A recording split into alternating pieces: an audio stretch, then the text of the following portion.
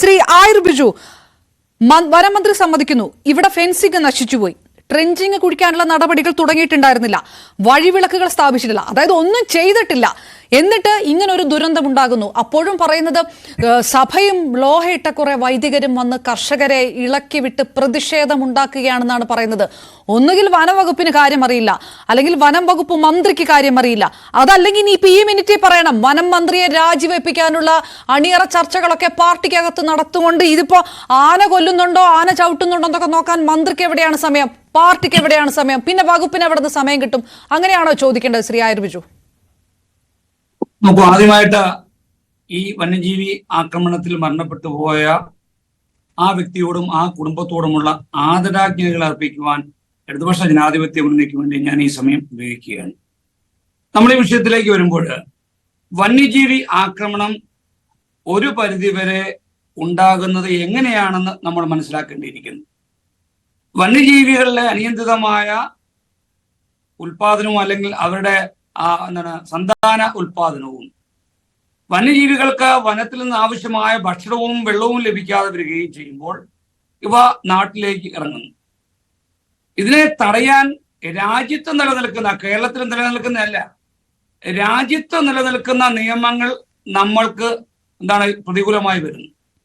ആ സാഹചര്യത്തിൽ ആന ഇറങ്ങിയാൽ വെടിവെച്ച് കൊല്ലാൻ സാധ്യമാകില്ല, പന്നി ഇറങ്ങിയാൽ വെടിവെച്ച് കൊല്ലാൻ സാധ്യമാകുന്നില്ല. മുള്ളൻ പന്നി ഇറങ്ങി വീടുകളിൽ അല്ലെങ്കിൽ സ്ഥലങ്ങളിൽ വന്ന് ഭക്ഷണയോഗ്യമായ വസ്തുക്കൾ കഴിച്ചു കൊണ്ടുപോയാൽ, ഇല്ലാതാക്കിയാൽ അതിനെ നമുക്ക് കൊല്ലുവാനോ അല്ലെങ്കിൽ ഇല്ലാതാക്കാനോ സാധ്യമാകില്ല.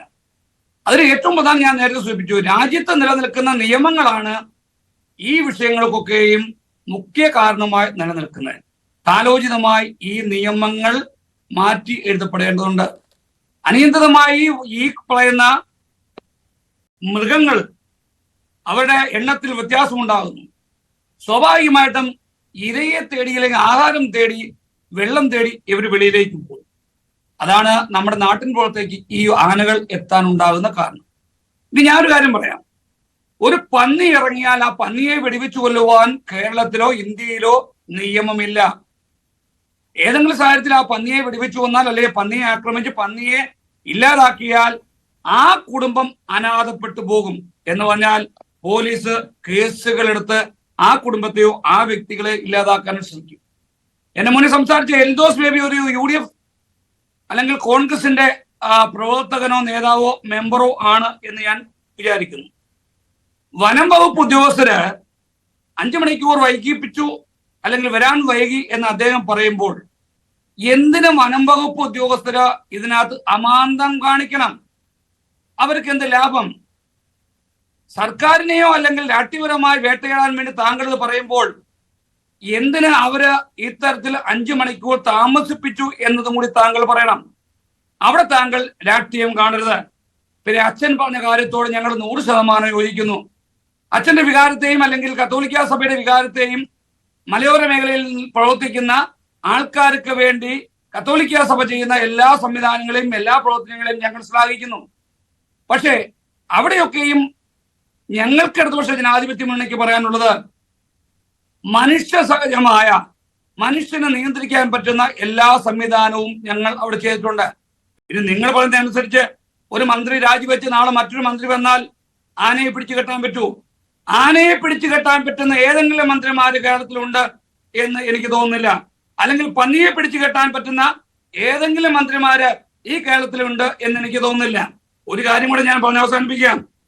ഓസ്ട്രേലിയ ദേശീയ മൃഗമായ കങ്കാരുവിനെ കൊന്ന് നിയന്ത്രിക്കുന്നു. ദേശീയ മൃഗമാണ് ഓസ്ട്രേലിയയിലെ. കങ്കാരുവിന്റെ പ്രജനനം കൂടുതലാകുമ്പോൾ അവരെന്ത് ചെയ്യുന്നു? അതിനെ കൊന്ന് നിയന്ത്രിക്കുന്നു. അമേരിക്കയും കാനഡയും ഒക്കെ എല്ലാ മൃഗങ്ങളെയും ഒരു കാലയളവിൽ വേട്ടയാടാൻ അനുവദിക്കുന്നു. ചൈന, ഇന്തോനേഷ്യ, തായ്വാൻ, കൊറിയ ഇവയൊക്കെ നിയന്ത്രിതമായി ഉണ്ടാകുന്ന വിഷയങ്ങളിൽ വന്യജീവികളെ കൊല്ലുന്നതിനും അവയെ ഭക്ഷണമാക്കുന്നതിനും നിയമങ്ങൾ കൊണ്ടുവന്നിട്ടുണ്ട്. ഇവിടെ എന്താണ്? ഒരു പന്നി, ഞങ്ങളുടെ നാട്ടിൽ പോലും പന്നിയും മയിലും ഒക്കെ യഥേഷ്ടം സഞ്ചരിക്കുകയാണ്. വാഹനം ഓടിക്കാൻ വയ്യാത്ത തരത്തിൽ കൊല്ലം ജില്ലയിൽ പോലും പല പ്രദേശങ്ങളിൽ മയിൽ ദേശീയ മൃഗം, ദേശീയ പക്ഷി പോകുന്നുണ്ട്. ആരെങ്കിലും അറിഞ്ഞോ അറിയാതെ ഒരു വണ്ടി തട്ടി ആ ഒരു മൈൽ മരണപ്പെട്ടു പോയാൽ അതിന്റെ പേരിൽ ഈ പറയുന്ന വ്യക്തി ജീവിതകാലം മൊത്തവും ജയിലിൽ കിടക്കേണ്ട അവസ്ഥയിലേക്ക് വരുന്നു. അപ്പോൾ നമ്മൾക്ക് മാറ്റമാണ് ഉണ്ടാകേണ്ടത്. കാതലായ ഇന്ത്യയുടെ നിയമങ്ങളിലാണ്. അത് എൽദോസ് ബേബിയോട് ഞാനൊന്ന് പറയാം, കാലാകാലങ്ങളിൽ ഇന്ത്യയിലെ നിയമങ്ങളൊക്കെ ഉണ്ടാക്കിയതിൽ ഇന്ത്യൻ നാഷണൽ കോൺഗ്രസിനും ഒരു പ്രധാന പങ്കുണ്ട്.